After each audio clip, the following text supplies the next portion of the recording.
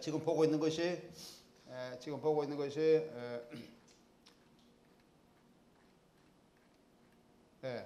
타자 또는 낯선 것 또는 이질적인 것은 두려움, 이런 그 지금 시리즈로 계속 보고 있습니다. 그래서 우리가 전에 봤던 것이 타자 막스마그의 타자를 잠깐 봤었고, 물론 그 이전에는 우리가 파울 베겐의 프라하의 대학생 이렇게 봤었죠.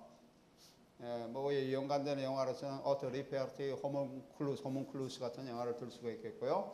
골렘도 거기에 해당되는데, 오늘 보는 골렘은 앞에 나오는 골렘과는 좀 다른 겁니다. 파울 베겐은 골렘이라는 주제를 3개를 찍었는데 앞에 나오는 골렘 있고 그런 것 좀 다른 유형의 골렘을 오늘 보겠습니다. 그리고 저번 시간에 로베르트 빈의 칼리칼리 박사의 밀실에 대해서 잠깐 얘기를 했었죠. 역시 광난의 모티브와 연관된 이질적인 요소, 낯선 요소, 사회의 위협적인 요소에 대한 이런 두려움, 이런 것을 보여주고 있다라고 얘기했었고, 피곤한 죽음, 저번에 얘기했었죠, 그죠?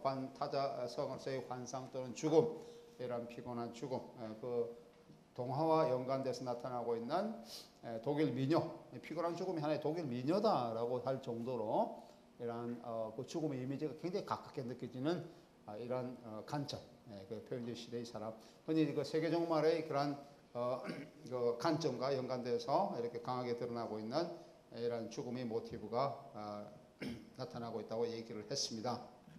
그 다음에 그 뭡니까, 밀라 민영과 연관성, 우리가 저 스토리 전개 과정에서 이러한 연관성이 나타났다 그렇게 얘기했었죠.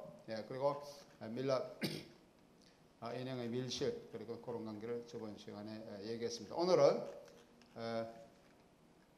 이 골렘에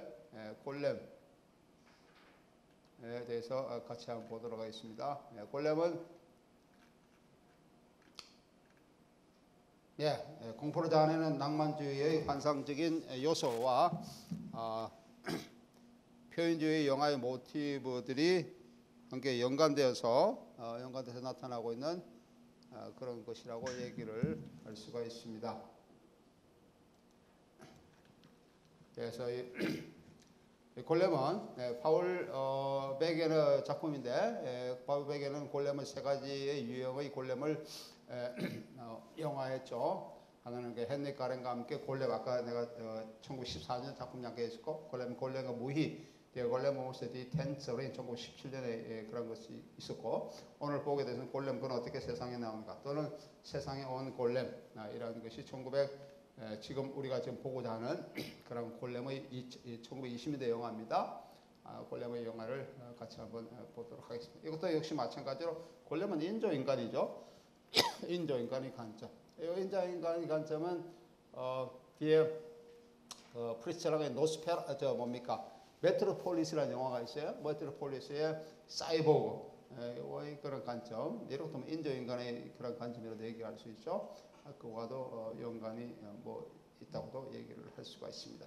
골렘은 완성되지 않는 진흙 더미를 얘기하다. 골렘은 유대교에서 나타나고 있는 그런 하나의 그 안드로이드적 개념이죠. 안드로이드 개념에서 유대교의 찰리 인행에 관한 전설에 의거하고 있고, 고대 그리스의 안드로이드 신화와 연관되고 있다. 안드로이드는 인간의 손으로 만든 인간이라는 뜻입니다. 안드로이드 자체가 그와 연관되고 있다. 그래서 1808년에 야코 그림은 원든자의 신문에서 첼머의 전설을 이제 신문에 게재하는데, 이로써 수천년 유대교의 대상인 골렘이 독일 문학의 소재로 자리를 잡게 되는 그런 계기가 마련됩니다. 골렘은 어떻게 세상에 나오는가는 베게너가 제1차 세계대전이 끝난 후 새롭게 제작한 영화입니다. 이 영화에서 노동자들은 유대교 회당의 한 우물에서 조각상을 발견하게 되고, 그 조각상을 골동품 상인으로 가져가죠. 그 상인은 유대교파인 카벨의 책에서 보고서를 보고 알게 되고, 그 처방에 따라 처방에 따른 게 놀라운 변형을 이루게 되는데, 골렘의 상인의 하인으로 기능을 하면서 두 번째 변형이 나타납니다. 이것은 그가 주인의 딸을 이제 사랑하게 되고, 그래서 골렘은 정신 있는 사람, 하나의 그 찰흙 덩어리인데 상인의 하인으로 거쳐가면서 그 상인의 딸인 그 딸을 사랑하는 이런 소위 말해서 감정이 이입되는 그런 것으로 나타납니다. 감정이입뿐만 아니라 정신을 지닌 그런 사람으로 나타나고 상이 따라 이에 놀라서 골렘에서 도망을 치고 골렘은 자신의 고독감을 의식하게 되고 이러한 고독감이 그를 광란의 상태로 몰아가게 되죠. 그래서 그는 딸을 쫓아가면서 길을 방해하는 모든 것을 파괴하는 파괴자의 모습을 지니기도 합니다. 그래서 골렘은 나중에는 탑에서 떨어져 산산조각 부수면서 죽게 되는 그런 내용을 지니고 있습니다. 골렘은 어떻게 세상에 나왔는가를 제1차 세계대전 중에서 대중에 굉장히 인기가 높았던 오토 리페르트 영화 호문클루스와 비교할 만합니다. 호문클루스는 호문클루스의 탄생, 게부스 데스 호문클루스, 그 다음에 비밀의 책, Das Geheim Buch, 호문클루스의 그 비극적 사랑, Die Liebestragödie steht Homunculus, 호문클루스의 복수, Die Rache des Homunculus, 인류의 멸절, Die Vernichtung der Menschheit, 그 다음 호문클루스의 종말, das Ende des Homunculus 같이 6부분으로 6가지 부분으로 이루어진 것이 여기 나오는 호문클루스의 영화입니다. 1916년 영화가 6가지 부분으로 이루어졌다는 거예요. 내용이 6개의 부분으로 나누어져 있습니다. 인조인간을 주제로 하고 있는 이 두 영화는 1930년대에 프랑켄슈타인의 영화로 이어지게 됩니다. 프랑켄슈타인은 역시 인조인간의 개념, 넓은 의미의 인조인간의 개념에 속하죠. 그 빅터 프랑켄슈타인의 이름을 가지고 있는 프랑켄슈타인 전설. 프랑켄슈타인은 사람이 만들어진 그런 것으로 만들어진 것이라기보다는 죽은 사람이죠. 죽은 사람이 이제 땅에 묻어놓은 그 갓 바로 이제 사람 죽은 사람 매장하면은 그 매장대에서 사람이 파내서 그 실험실로 옮겨서 특히 비 오는 날 보통 그렇게 이제 프랑켄슈타인은 비 오는 날하고 이제 비 오는 날의 모티브하고 연관되고 있죠. 그래서 그 비 오는 날 특히 이제 그 벼락이 쳐야 됩니다. 그 천둥 번개가 칠 때 그 피레침을 통해서 전기가 모든 그 벼락이 죽은 사람의 사체에 통하게 하면서 그 사람이 깨어나는 그런 모티브를 지니고 있습니다. 그래서 이제 그 사람이 이제 그 원래 자기의 모습과는 다른 이미 죽었다가 다시 태어난 이런 몸을 가지고 있는 하나의 그 몸의 부활이라 그럴까요? 몸의 도래라 그럴까? 이런 모티브를 이룬 것이 프랑켄슈타인 영화가 됩니다. 프랑켄슈타인도 1930년대에 상당히 많은 유형의 그런 영화로 만들어지게 되죠. 골렘의 아까 내가 조금 전에 이 골렘과 그 상인의 딸과의 러브 스토리가 이 영화 속에 들어가 있는데 이 골렘은 파울 베게너의 작품인데 파울 베게너라는 사람이 그 당시에 언급해 보면은 이 사람이 동양인처럼 생겼어요. 이 골렘의 역으로 나오는 것이 이제 파울 베게너라는 감독이 골렘의 역으로 나와요. 그 골렘을 이제 보면은 동양인처럼 그래서 그 서구 사람들이 이 사람은 이제 서양 사람인데 이 파울 베게너를 몽골리안이다 몽고 사람이다 그렇게 강대표가 튀어나오고 모습이 동양인 모습과 상당히 유사하게 닮은 이런 것이 파울 베게너 감독입니다. 이제 그 사람이 골렘 역을 맡고 있어요.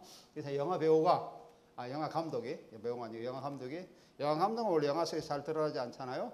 영화에 나타나고선 영화 배우가 나타나고 스크린 안에서 보통 드러나지 않는데 스크린 밖의 감독이라고 뭐 촬영 기사라든지 뭐 저 뭡니까 영상의 촬영 장치라든지 뭐 영화관이라든지 뭐 이런 것들은 이른바 스크린 밖의 존재죠. 스크린 안으로 들어오지 않아요. 근데 감독이 이렇게 흔히 해서 스크린에 들어오는 이런 것들은 영화 외적인 요소가 영화 내적인 요소, 다시 말해 스크린 안으로 들어가는 그런 것이되죠. 이런 것을 우리는 흔히 얘기해서 장치 이론, 흔히 디스포지티브 시오리라고 하는 장치 이론의 관점에서 우리가 이해를 할 수가 있습니다. 이건 아마 그런 장치 이론의 관점으로 아마 우리가 해석할 수도 있어요. 이런 영화를 이런 영화를 보여주고 있는 초창기 영화라고 얘기를 할 수가 있습니다. 예. 골렘은 어떻게 세상을 나왔는가는 5막으로 이루어졌습니다. 1막을 보면은 랍비 웨브라고 하는 랍비는 유대교의 그런 종교적 스승, 정신적 스승을 랍비라고 그러죠. 랍비는 점성들을 통해서 유대인 개토지역에 불행이 닥친 것을 예견하고 유대인을 보호하기 위해 진흙을 빚어 골렘의 형상을 만들기 시작합니다. 이막 랍비 웨브는 악령 아스타로트가 전한 진리라고 하는 문자를 진리에게서는 I made 이런 식으로 나옵니다. 문자를 골렘의 가슴에 집어넣고 그에게 생기를 불어넣습니다. 이는 아직 골렘이 마법적으로 탄생한 존재임을 암시하고 있습니다. 산막에서 말을 못하는 골렘은 인간의 말과 명령을 이해하면서 랍비 레이브의 하인으로서 여러 가지 일을 합니다. 그 골렘은 랍비와 함께 황제가 베푸는 장미 축제에 갔다가 어느 여인이 건네준 장미꽃 한 개를 맞고 감정의 변화를 일으킵니다.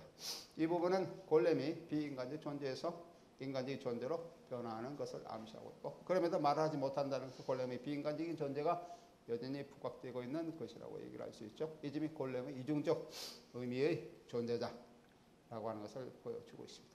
사막에서 골렘은 랍비에 반항하여 랍비의 집에 불을 지르고 자신이 사랑한 딸을 데리고 유대인 지역을 떠납니다. 골렘은 도시 전체에 커다란 위협하는 존재가 됩니다. 그리고 마지막 오막에서는 골렘은 한 소녀의 실수로 인해서 다시 원래의 이미지인 흙덩어리로 이제 다시 변하게 되는 이러한 모습을 보여주고 있어요. 그래서 잠깐 스킵하면서 골렘 한번 보도록 하겠습니다. 예, 그래서 그 골렘을 만드는데 문헌을 통해서 연구를 하고 굉장히 그 고대의 참모습을 나타내고 있죠. 랍비의 그러한 모습도 잠깐 보이고요. 예, 그래서 지금 그 고대 문헌을 통해서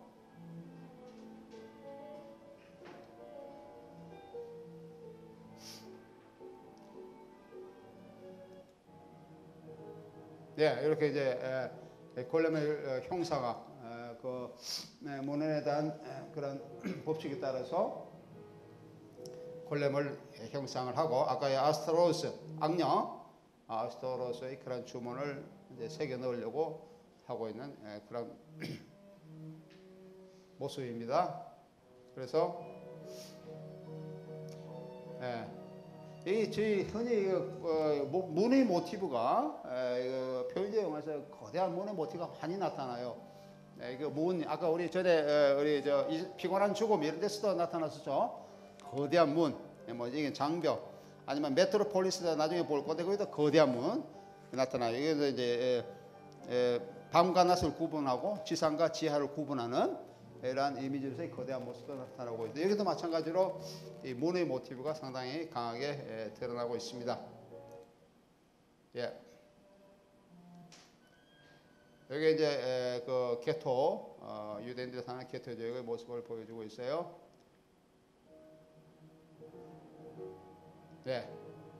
랍비의 얘기.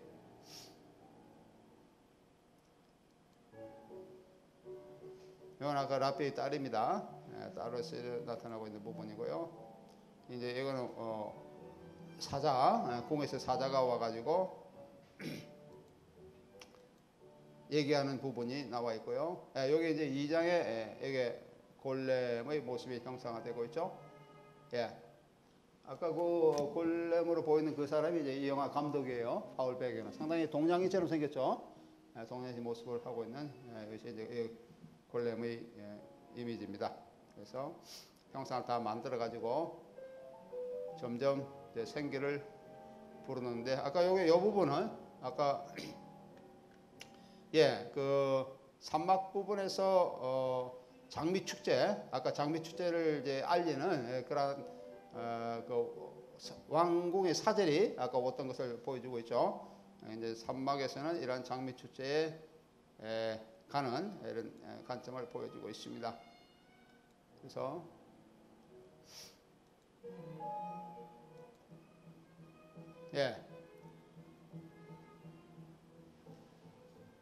그래서 마법의 마술을 통해서 골렘의 생명을 불어넣으려고 하는 그런 시도가 이런 문헌과 이미지와 결합을 보여주고 있는 그런 장면을 얘기를 하고 있습니다. 여기 산막에서 이런 장면이 쭉 나타나고 있습니다. 이막 맞으면 산막에 넘어가서 이제 골렘이 골렘이 이제 밖으로 나가죠. 외출해서 장미 축제 참가하는 그런 골렘의 모습을 보여주고 있고요.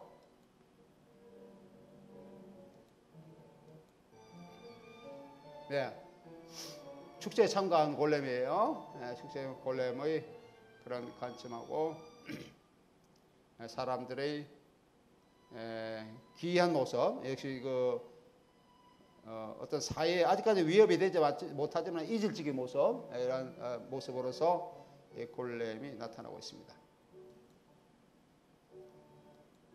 네, 이 부분은 이 부분이 좀 특이한데, 여기 장미 축제에 나타나는 부분인데, 장미 축제에서 사람들이 마치 영화관처럼 곧 나타날 겁니다. 영화관처럼 어떤 이미지를 보게 됩니다. 이제 모세의 그 유대인들이 모세의 강령, 이 부분이에요. 이 부분인데, 어떤 마치 마술사가 마술적인 힘을 통해서 어떤 요즘 같으면 뭐라 그럴까요?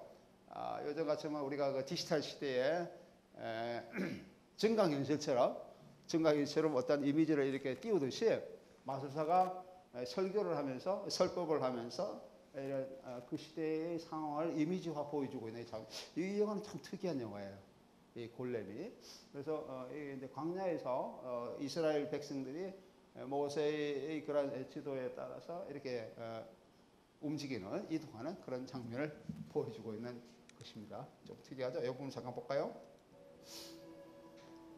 마치 이거는 영화관을 보는 것 같죠? 감기가 앉아서 영화를 보고 있는 이런 영화관의 이미지를 보여주고 있습니다. 예. 지금 관객들이 보고 있는 거예요. 그래서 여기 이제 모세가 등장하는 한편으로는 아까 이 장면이 조그맣게 보이는데 사람들이 마치 영화관에 관객이 앉아서 영화를 보는 것처럼 이런 식으로 조그만데 그 영화관의 장면이 전체적으로서 확대되어서 하나의 영화의 장면으로 변하죠. 이 골렘이라 영화 자체의 장면으로 이미 변하는. 다시 말하면 뭐가 되죠? 매체라고 하는 어떤 이미지 또는 스크린의 한 부분으로서의 매체가 전체적으로 형식이 되어버리는 이런 부분을 보여주고 있습니다. 이런 것들은 이제 상호 매체성 관점, 그런 관점에서 얘기를 할 수 있는 부분인데 이 영화는 그런 것을 미리 보여주고 있어요. 좀 특이한, 다른 영화보다는 좀 특이해요. 영화에 이론적으로 얘기할 것이 많은 그런 것을 보여주고 있습니다.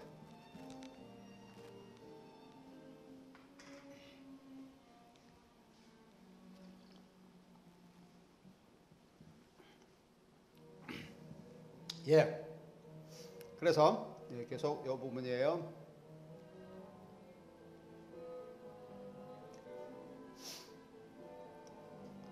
특히 그 마지막 부분은 이제 모세가 보는 사람 앞으로 걸어 나오듯이, 그래서 그런 얘기에서 뭐라 그럴까요? 그 직접성, 어떤 투명성이라 그럴까요? 직접성의 그 효과, 투명성 효과.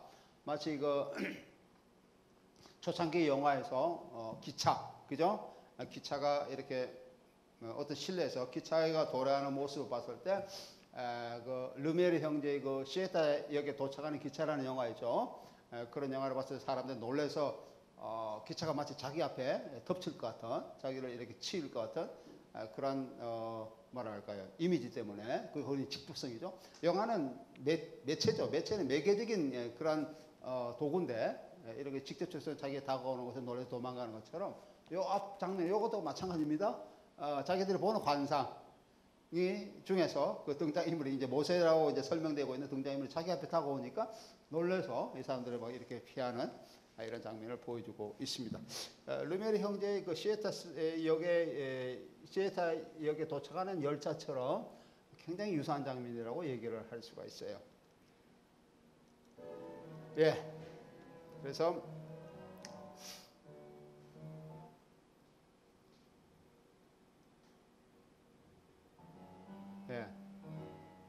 이 장면이 이제 끝났고요. 장미 축제에서의 그 이미지 상영하는 부분이 끝났고, 이제 사역에서 역시 커다란 무늬 모티브로 인해서 역시 우리 드라마적 관점에서 반전 부분이죠. 반전 부분에 해당되는 것이 하는 부분에서 골렘이 파괴자의 모습으로 변하는 그것을 보여주고 있습니다.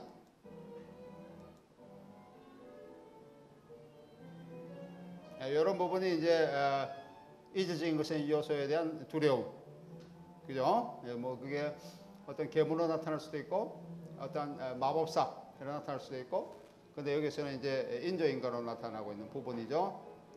그래서 자기가 좋아하는 그 라페의 딸을 데리고 라페를 따라가지고 이제 도주하는 장면으로 나타나고 있습니다. 예, 제일 마지막 부분에서는 이제 이 골렘이 파멸하는 장면이죠. 제일 마지막에 역시 마찬가지로 문의 모티브를 통해서 이 부분입니다. 골렘이 이제 문의 모티브를 통해서 자기가 살고 있는 경계 너머로 나아가요. 이 경계 너머는 상당히 중요한데 이게 어떤 구역을 가로지르는 거죠. 아까 그 문의 모티브가 우리가 피곤한 삶에서의 이성과 저성 이렇게 그 경계를 이렇게 확정짓듯이 이 문도 유대인이 사는 게토 지역과 그다음에 비유대인이 사는 영역. 그래서 이 영화는 마지막 장면에서 보면은 이 골렘이라고 하는 인조 인간이 안드로이드가 자기가 살고 있는 거주지인 이 유대인의 영역을 넘어서 비유대인의 영역으로 가서 이제 결국 파멸하고 있는 그런 장면을 보여주고 있습니다. 어린아이에서 파멸하고 있어요. 그래서 어린아이가 이제 이게 상징적인 의미인데 그 골렘의 가슴에 있는 유대인의 그런 상징인 다윗의 별이라고 그렇게 얘기하고 있죠. 그 다윗의 별을 어린아이가 이렇게 떼어내는으로 인해서 골렘은 생명이 중지되게 됩니다. 예. 결국 이제 죽게 되는 거죠. 죽게 되는 것으로서 이렇게 끝이 나는 게 골렘입니다. 예. 그리고 다시 자기 유대인의 거주지인 게토로 다시 들여가는 이런 것으로 끝나는 것이 골렘이라는 영화예요. 골렘 그가 어떻게 세상에 나왔는가 외견상으로는 16세기 유대인 생활에 가는 것이지만은 이거 보여주면서 16세기의 시간적 그런 흐름을 보여주고 있지만은 20세기 초반의 반유대주의의 전행에 상응하는 동유럽의 유대인의 모습을 보여주고 있습니다. 그러니까 이 영화는 벌써 1920년 영화인데 1920년의 표현주의 시대에 이미 반유대주의적인 성향이 있음을 보여주고 있습니다. 반유대적인 성향이 있음을 보여주고 있고 특히 동유럽의 유대인이 독일로 들어오는 것에 대해서 독일 사람들은 커다란 위협으로 느끼고 있다라고 하는 거죠. 이런 것을 보여주는 또 다른 영화 우리가 노스페라토라는 영화도 역시 마찬가지죠. 동유럽의 그게 루마니아인데 동유럽의 유대인이 흡혈귀의 그런 이미지로 독일에 들어오는 것, 브레멘에 들어오는 그런 것을 보여주고 있는 영화가 노스페라토인데 그가 좀 상당히 의미론적으로 주제적으로 상당히 유사성을 보여주고 있습니다. 여기서 유대인들은 아주 낯선 이방인으로 나타나기 때문에 기독교적 공동체 내에서 두려움을 유발시키는 요소가 되고 있습니다. 유대인들은 커다란 대문에 의해서 사회와 분리된 그들의 공동체인 어두운 게토라고 그러죠. 게토에서 살고 있습니다. 그들은 점성술과 연금술을 행하고 악마를 쫓아내는 그러한 자들로서 묘사되고 있습니다. 그들은 철학에서 인조인간을 빚어내면서 기독교의 창조 질서를 경시하는 것을 이제 이 영화는 경시하고 있음을 이 영화는 나타내고 있습니다. 이 인조인간은 곧 게토뿐만 아니라 도시 전체에 위협하게 되는 그런 존재로 묘사되고 있죠. 그래서 동유럽의 유대인들이 베를린으로 이주가 엄청 많았을 때인 1차 세계대전 직후 이 영화는 유대인들의 신앙 관습에 대한 상투적인 한계를 다루면서 반유대주의적인 하나의 선동 문서가 범람하는 것에 대해서 이렇게 조망하고 있습니다. 그 당시에 상당히 반유대주의인 문서적인 그런 게 굉장히 많이 나타났는데 그거에 대해서 상당히 불안감을 나타내고 있다 이런 뜻입니다. 이 영화의 마지막에 금발의 한 기독교도의 아이가 여자아이죠. 금발의 한 기독교도의 여자아이가 신비스러운 골렘의 힘을 우연히 뺏어버린 후에 유대인들의 게토의 큰 문이 저절로 닫히게 되고 그리고 카메라는 움직이지 않고 그 앞의 들력을 보여주고 있습니다. 그 환경은 사라지고 유대인들은 다시 그들의 게토와의 만남, 그들의 게토로 되돌아가는 것을 보여주고 있죠. 육정한 대문에는 빗장이 질러지고 낯선 자와의 만남은 손상받지 않고 다시 극복되고 있다 라고 하는 것을 이 영화는 나타내고 있죠. 영화는 유대인들의 개토와 기독교적인 도시 사이의 경계를 유지시킨다면 재앙은 피할 수 있다 라고 하는 것을 얘기를 할 수 있습니다. 그러니까 유대인들은 자기가 살고 있는 영역에서 그렇게 머무른다면 자기 사회의 안전을 지켜줄 수 있다 라고 하는 것을 암시하고 있는 것이 골렘이라 하는 영화라고 얘기를 할 수가 있습니다. 예. 그 다음에 또 다른 하나의 그 요소로서 나타나고 있는 게 폭군적 이미지죠. 폭군, 괴물, 위협자 뭐 이런 관점으로서 얘기할 수 있는 것이 또 다른 하나의 사회의 위협적인 요소. 그러니까 우리가 지금 몇 가지 위협적인 요소를 얘기했습니다. 몇 가지 했었죠? 타인, 그죠? 또 뭐 봤습니까?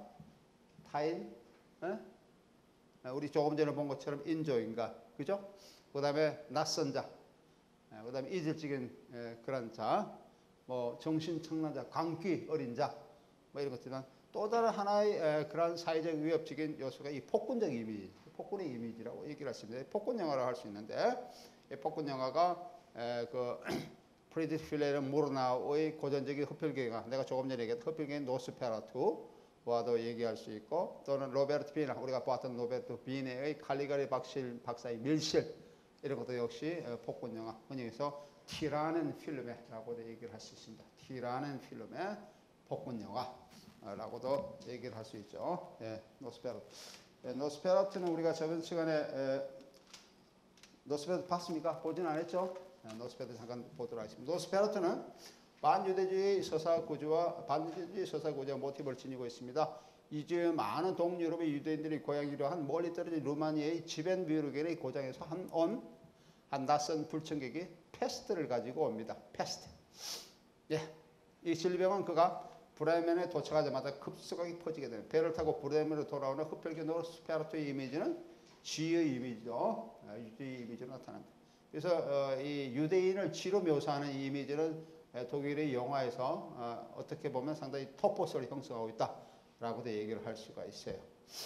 즉, 이 영화는 유대인은 역병 패스트를 전파시키는 쥐처럼 사회에 해악하다는 것을 강하게 암시하고 있습니다. 몽타주의에 나타나고 있는 이 이미지는 아르츠 히플러라고 하는 나치 시대 감독이 반유대주의적인 선동 영화를 제작하게 되는데, 그 영화의 제목이 영원한 유대인입니다. Der ewige Jude라고 하는 것이죠. 이것도 역시 마찬가지로 쥐의 이미지로 나타나고 있습니다. 쥐가 사회적으로 막 번져나가는 그런 관점. 이거는 내가 저 나치 영화 볼 때 그 한번 내가 보여주겠습니다. 그래서 아주 보면 좀 뭐라 그럴까요? 좀 불쾌한 장면으로 보여요. 불쾌한 장면으로 보이는 쥐가 사회 곳곳으로 막 움직여 나가는, 확산해 나가는 이런 것을 보여주고 있어요. 그런데 이 노스페라투 영화에서도 역시 마찬가지로 쥐 이미지가 강하게 드러나고 있습니다. 무르나우의 노스페라투는 브람 스토커의 소설 드라큘라를 개장한 것입니다. 드라큘라 알죠? 브람 스토커. 우리 흔히 해서 우리 흡혈귀 영화라면 이 브람 스토커의 드라큘라와 굉장히 연관이 많은데, 이것도 영화도 마찬가지로 이 드라큘라를 보여주고, 아마 유럽, 독일에서는 최초의 영화, 흡혈귀 영화라고 얘기를 할 수 있어요. 이 영화는 중세 시대적 연대기로 장시된 필직이라는 다른 매체에서 유래된 이미지로 시작하고 있습니다. 흡혈귀 노스페라투는 이 연대기를 보고하는 형식으로 얘기를 하고 있죠. 이 노스페라투도 책의 모티브로 흔히 표현적 영화에서 많이 나타나고 있는 책의 모티브, 물론 문학의 영화도 있습니다만 책의 모티브를 이렇게 보여주고 있습니다. 다시 말하면 책에 서술된 내용을 전달하고 있는 그런 서사 방식으로 이제 이어나가고 있다라고 하는 거죠. 이것도 아까 내가 얘기한 것처럼 영화가 초창기 독일 영화가 자기의 그 예술적 자율성을 확보해 나가는 그런 하나의 과정으로서 보여지고 있는 영화다라고 얘기를 할 수가 있죠. 이 영화는 가시적 현실을 철저하게 소유시키면서 자기 성찰적으로 영화가 유령의 본질적 영화다. 영화는 마치 영화를 보여주는 이미지가 마치 유령이 우리에게 다가오는 그런 이미지처럼 그런 영역을 보여주고 있다라고 하는 것을 얘기를 하고 있죠. 유령의 열. 우리 전에 그 로베르트 비네의 그 칼리갈레 박사의 밀실에서 역시 마찬가지로 화자가 두 사람이 정신병원에 그 정신병자예요. 정신병자가 한 정신병자가 다른 정신병자에게 자기 얘기를 들려주는 형식이 칼리갈레 박사의 밀실이거든요. 그럼 제일 처음 시작할 적에 우리 주위에 유령이 많이 떠돌고 있다 이런 식으로 얘기하고 있는 그런 것으로 얘기를 하고 보여주고 있어요. 역시 마찬가지로 그 영화도 뭐죠? 영화는 유령이라고 하는 이러한 요소, 이미지가 영화적인 이미지와 굉장히 유사하다를 지니고 있다 이런 것을 얘기를 하고 있습니다.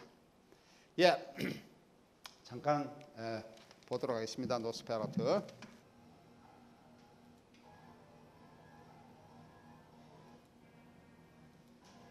예. 역시 그 효과음이 조금 뭐랄까요, 불하모니를 보여주고 효과음이 조금 마음이 조금 뭐라 그럴까요, 편하지 못함을 이제 보여주고 있죠. 효과음이 조금 무서운 것 같아요.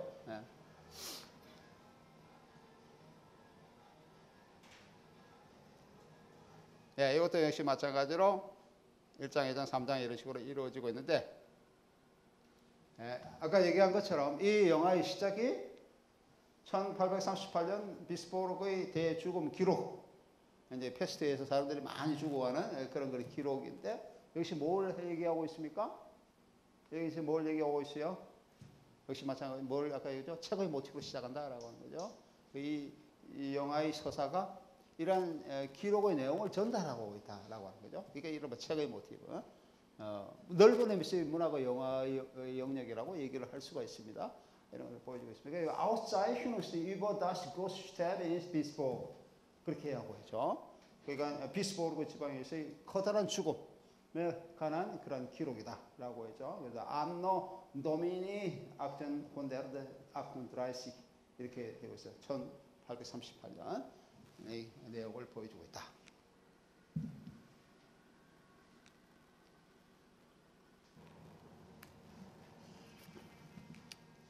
네, 그리고 바로 나타나는 게 노스페라투라는 그런 이름이죠. 이 죽음을 부르는 자, 죽음의 이미지, 이런 노스페라투를 계속 소개를 하고 있습니다.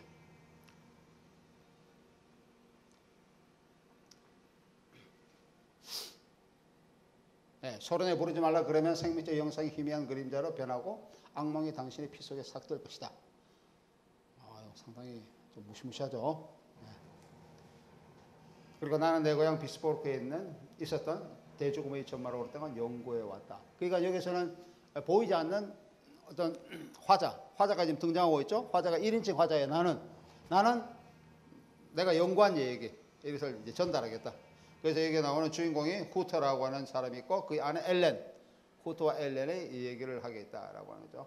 이 앞부분은 흔히 영화에서 보통 보통 파노라마 샷으로 영화를 보통 시작할 때 파노라마 샷이라는 것은 좀 멀리 떨어져서 전체적인 간격을 한번 보여주는 것을 파노라마 샷이라고 그럽니다.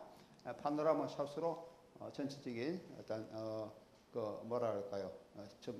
그 공간, 영화 시작하는 공간을 조망하는 이런 형식으로 보여주고 있습니다. 영화에 보통 시작할 때 보통 파노라마 샷에서 많이 시작을 합니다. 그래서 이 후트라는 이제 이 주인공이 있는데 후트와 엘렌 주인공인데 이 사람은 요즘 같으면 뭐라 할까요?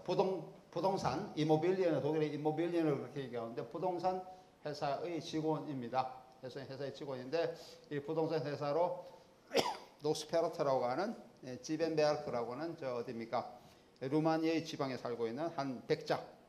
우리 그에서 그 트란스벨리아라고 하는 지방이 있어요.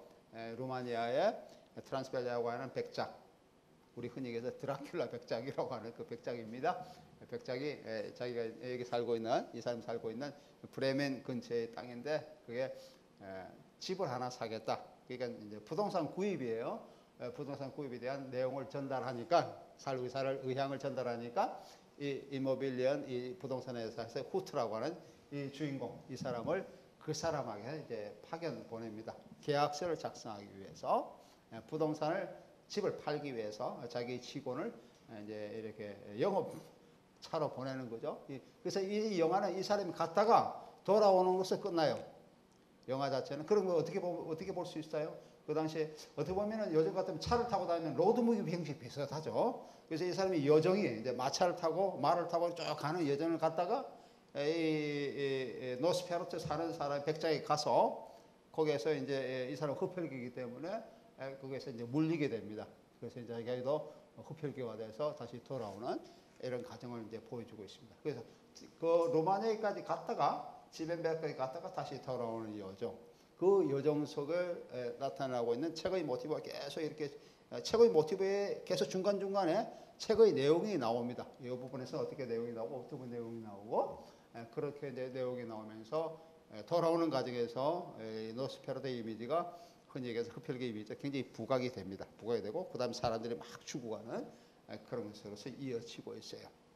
제일 마지막에 구원하는 것은 자기 부인, 이 사람의 부인이 이제 엘렌이라고 하는 부인이죠. 엘렌은 집에 있는데 엘렌이 이제 자기 남편이 이런 흡혈귀가 되는 이 과정에 있어서 이 정신적인 교감으로 해서 그런 것을 자꾸 느끼게 됩니다. 부인이.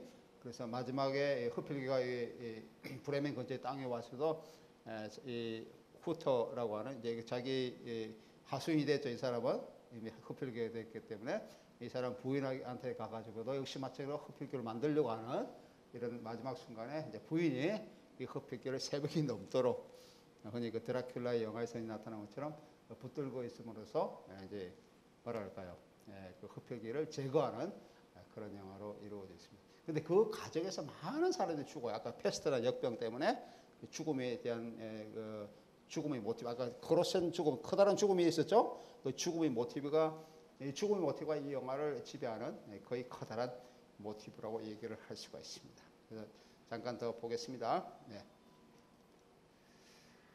예, 이제 이거는 출발하는 거고요.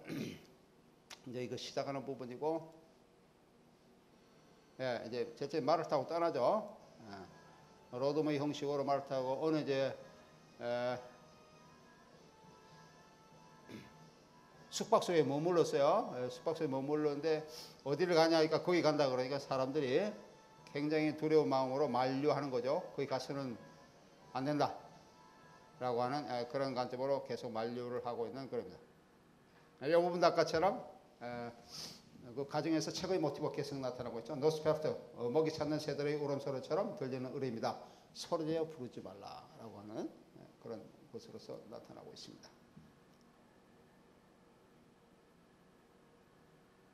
예, 계속 책의 모티브죠. 책의 모티브 펼쳐보니까 이 사람의 내용이 이제 계속 나타나고 있는 부분이에요.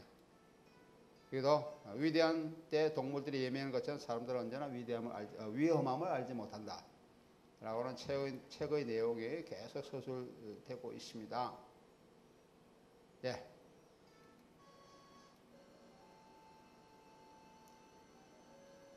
마차를 타고 왔는데도 이 사람이 겁이 나서 가지 못하겠다고 이런 거죠. 이 영화는 아까 얘기한 것처럼 요즘 뭐 얘기하면 로드무비 형식인데 로드무비라서는 정체가 일반적으로 없죠. 정체가 없이 그냥 갔다가 다시 말하면은 우리가 그 신화적 과정에서 길을 잃게 되는 영웅 이미지에서도 이 로드무비의 요소들이 굉장히 많이 나타나고 있어요. 하지만 이제 이 로드무비를 가다가 다시 되돌아오는 이 과정을 보여주고 있는데 이 되돌아온 과정이 가던 과정하고 되돌아온 과정에서 상당히 풍경적인 이런 요소들이 굉장히 많이 나타나요. 이것도 그런 것의 한 부분이에요. 그죠? 이 사람이 지나가는 그 배경들이 많이 나타나는데 그 배경이 낭만주의적인 독일의 낭만주의적인 회화, 그죠? 낭만주의 회화적 요소들이 굉장히 많이 들어옵니다. 이런 것이 이제 표현주의에서 나타나고 있는 회화적 요소, 낭만주의 요소와 같이 연관되어서 드러나고 있는 부분이라고 얘기를 할 수 있습니다. 이런 것도 그 부분이에요. 특히 독일의 낭만주의에서 커다란 자연 속에 노출되어 있는 존재, 그러니까 굉장히 대자연 속에 인간이 외선 존재다라고 하는 그런 부분. 이것도 역시 마찬가지입니다. 인간이 저 끝에 있죠, 이 사람, 그죠? 한 부분에 저 그 뭡니까 이 화폭의 저 모퉁이에 조그맣게 하지만 이 자연은 굉장히 웅장하게 보여주고 있는 이런 부분을 보여주고 있습니다.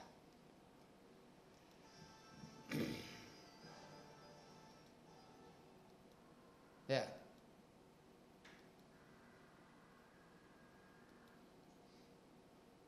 예, 이런 부분이죠. 우리 잠깐 동안 같이 있을까? 해 뜰 때까지 오랜 시간인데 친구 나는 정말 깊은 잠에 빠졌지. 그죠? 이런 식으로 나타내고 있죠.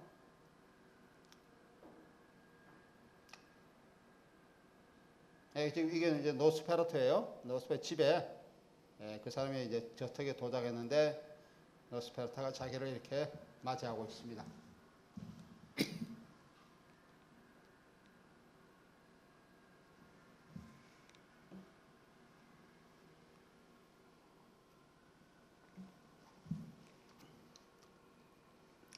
예. 밤이 해가 떠오르자 후퇴는 밤이 그림자로부터 해방된 것 같았다.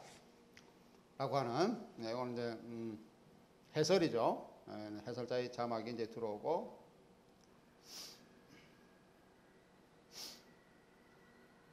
예. 이런 해설은 조금 전에 그런 해설은 누구 해설입니까?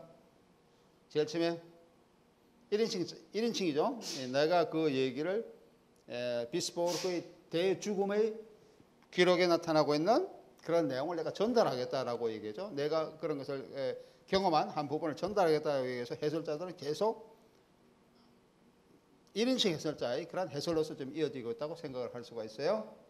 그래서 이 장면 같은 데에서는 그 표현주의에서 얘기가 나오고는 실루엣 장면, 빛과 그림자, 실루엣 이런 것이 이제 강하게 드러난 부분이라고 얘기를 할 수가 있습니다. 예. 이제 자기가 이제 목에 물린 것처럼 자기가 이제 목에 물린 그런 것을 발견하고 목에 물렸다고 생각하고 있는 그런 독백이 나타나고 있습니다. 이제 계약을 체결하고 이것도 역시 마찬가지로 실루엣 표현주의 영화의 아주 독특한 그런 이미지인 실루엣 이미지, 그림자의 실루엣 이미지입니다.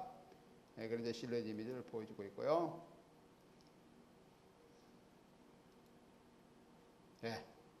간이죠.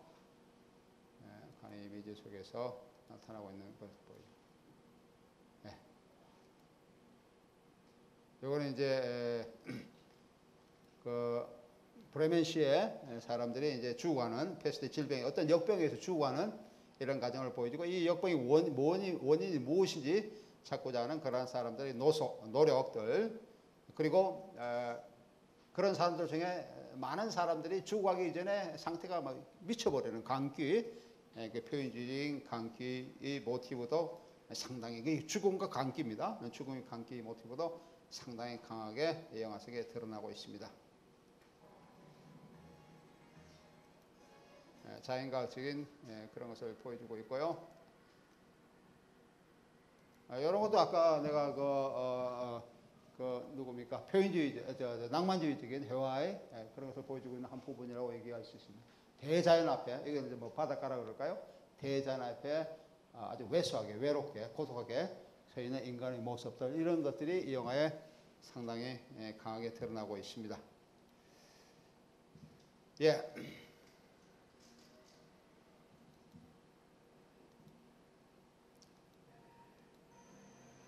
이제 새로운 전염병에 관한 내용이 그 전염병 이런 내용이 이게 중간에 이어지고 있고요. 이제 이게 이제 배의 귀환이죠. 귀환. 노스페의 귀환을 보여주고 있는 부분인데요.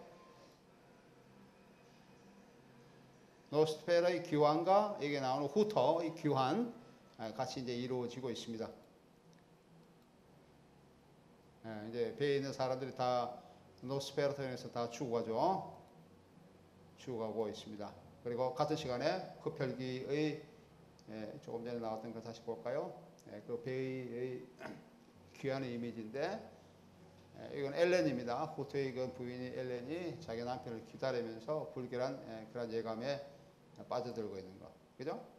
체력이 암흑에 참혹하게 죽어가는 젊은 후토가 힘든 귀향진을 어떻게 견뎌냈는지 하는 그 부인의 걱정이 이게 묘사되어 있습니다. 예. 이것도 아까 얘기하고 있는 대자연화폐의 아마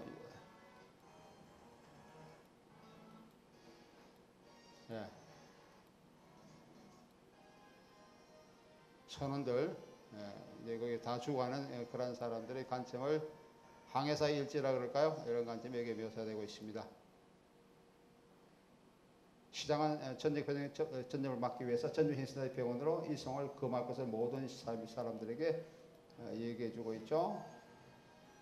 흡혈귀, 예, 이런 것을 보여주고 사람들이 이제 죽어가면서 화장하는 흡혈귀가 쳤다고는 여기 이제 엘렌인데 엘렌이 쳤다고는 시간까지 붙들고 있으면은 흡혈귀를 뭐랄까요 방어할 수 있다라고 하는 그런 역시 책의 모티브를 따라서 자기한테 다가오는 흡혈귀를 새벽까지 이렇게 붙들고 있는 그런 장면을 이제 마지막 장면에서는 그런 걸 보여주고 있습니다. 예. 이 부분이에요. 이 부분인데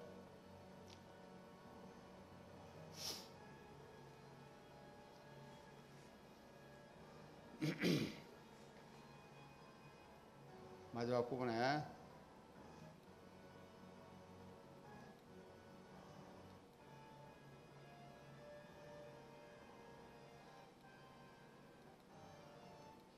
여기죠. 여기 이제 노스페라트가 엘렌을 이렇게 이제 물려가는 장면이죠. 물려고 이제 와서 첫 닭이 오는 시간까지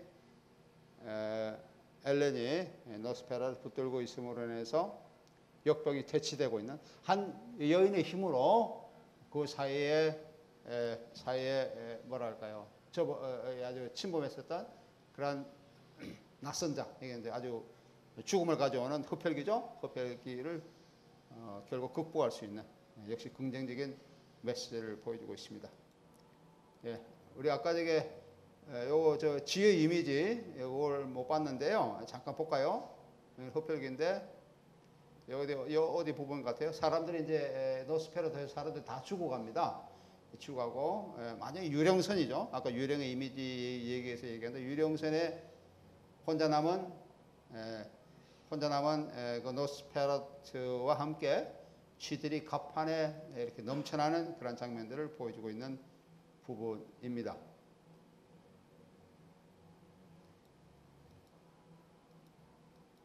아마 이 부분인 것 같아요. 다시 이제 유령선이 나타나서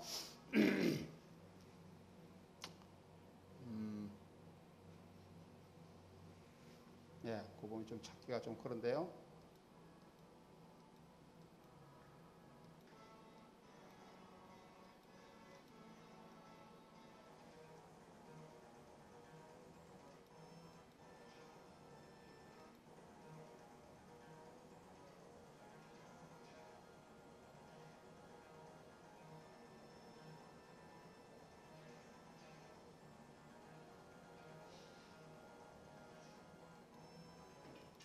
이 부분이죠. 찾았어요.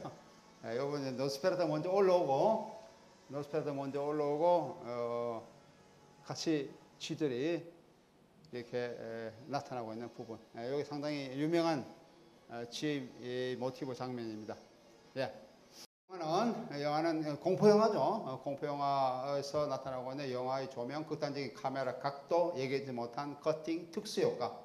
이런 것들이 이제 상당히 가시적으로 나타나고 있습니다. 네거티브 필름과 저속도 촬영, 상당히 느리게 촬영하는 부분들, 보통 속도보다 조금 느리게 이런 촬영하는 부분들, 이런 것 들어서 이미 그 저성세계, 이성이 아니고 저성세계와 함께 공존하고 있음을 보여주고 있고, 동교 부여 없이 몽타주된 그러한 영상 이미지, 몽타주로 나타나고 있는 어떤 의미도 없이 가장 이렇게 짧게 이어지는 몽타주 이미지, 이런 것이 이제 자유롭게 분출된 감정의 자연적인 힘을 이제 예감하게 하는 부분입니다.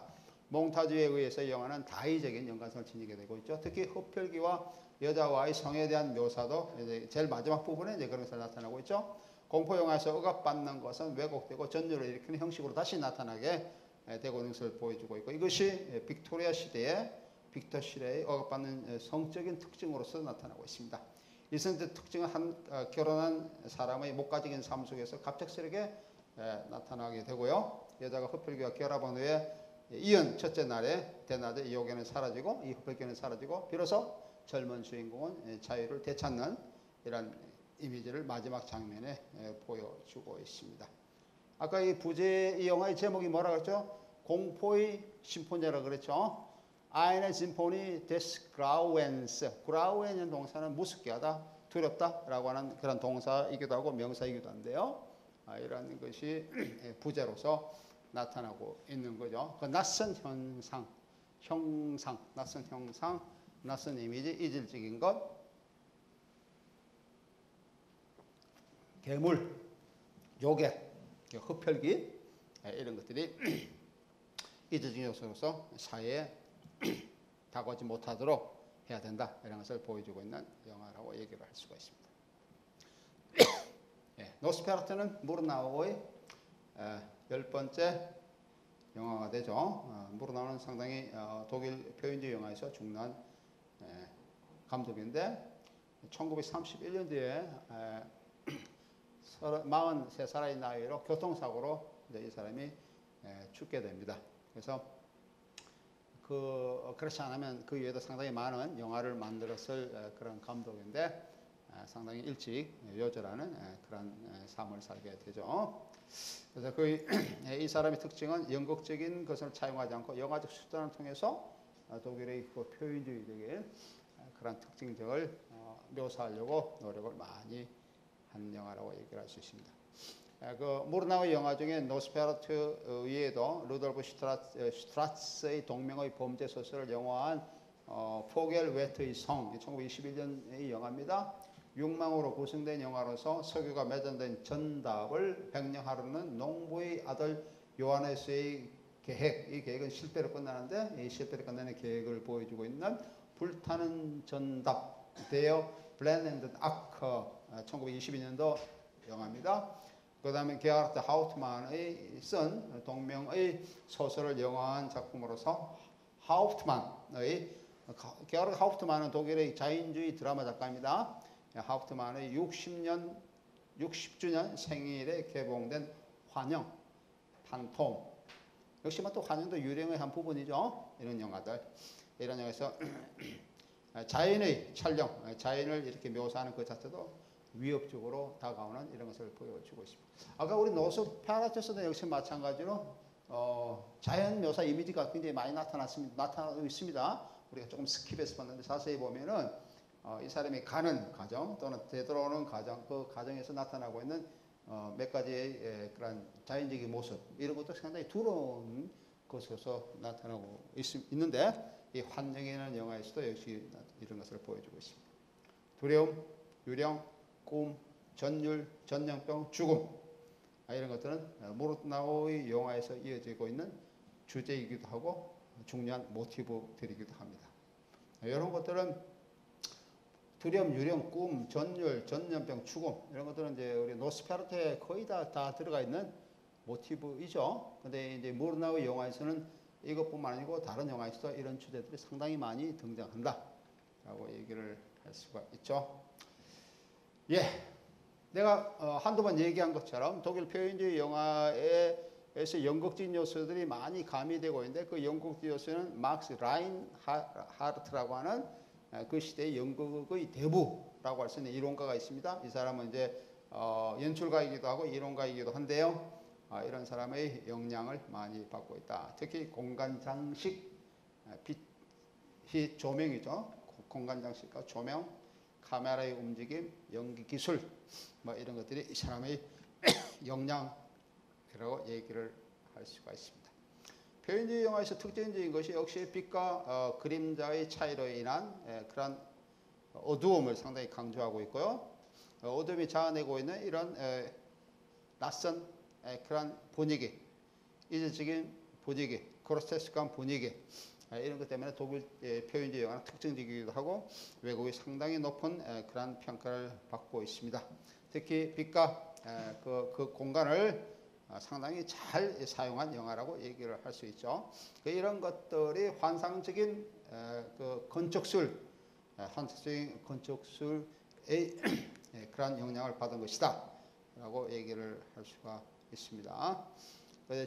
전후 시대에 제1세대적인 이후에 건축가들이 자기 일거리가 없어요.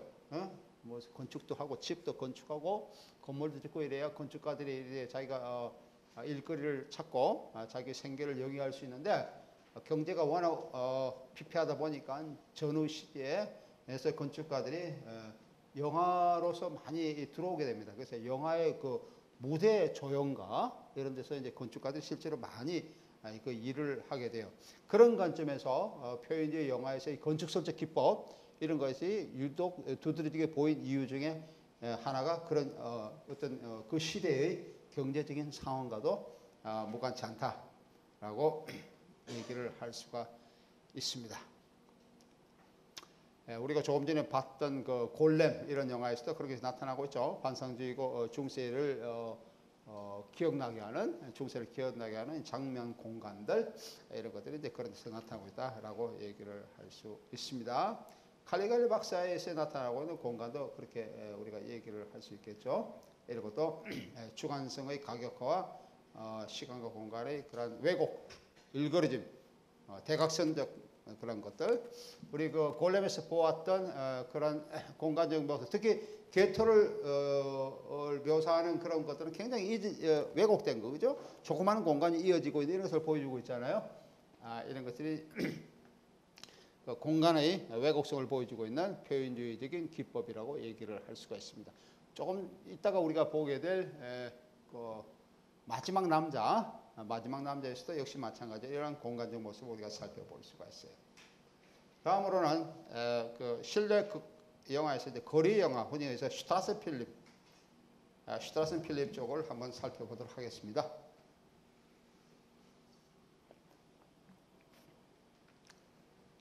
지금까지 보았던 것은 우리 흔히 극영화라고 얘기할 수 있죠. 독일하면 흔히 해서 슈필필름이라 극영화라고 얘기합니다. 극영화는 뭘 극영화라고 그러죠? 극영화, 슈필필름. 극영화는 세트를 이용하는 거죠. 무대 세트를 이용해서 어떠한 장면을 묘사하고자 하는 이런 것을 극영화. 그죠? 우리 뭐 요즘도 우리 저 영화 촬영장 세트 이런 거 있잖아요. 이런 것도 극영화적인 이런 기법이라고 얘기를 할 수 있어요. 그걸 만약에 이용해서 어떤 영화가 묘사하고자 하고 있는 시간과 공간을 드러내고자 한다면 그런 극영화이죠. 그런 극영화인데 바이마르 공업 시대 또는 부분적으로 표현주의와 겹칩니다만은 바이마르 공업 시대에 이제 조금 이제 중반으로 넘어오면은 이런 극영화를 탈피하면서 거리 영화를 보여주는 거리 그 자체를 보여주고 이런 영화들이 많이 만들어지게 됩니다. 실제 있는 거리를 그대로 영화의 배경으로 사용하는 거예요.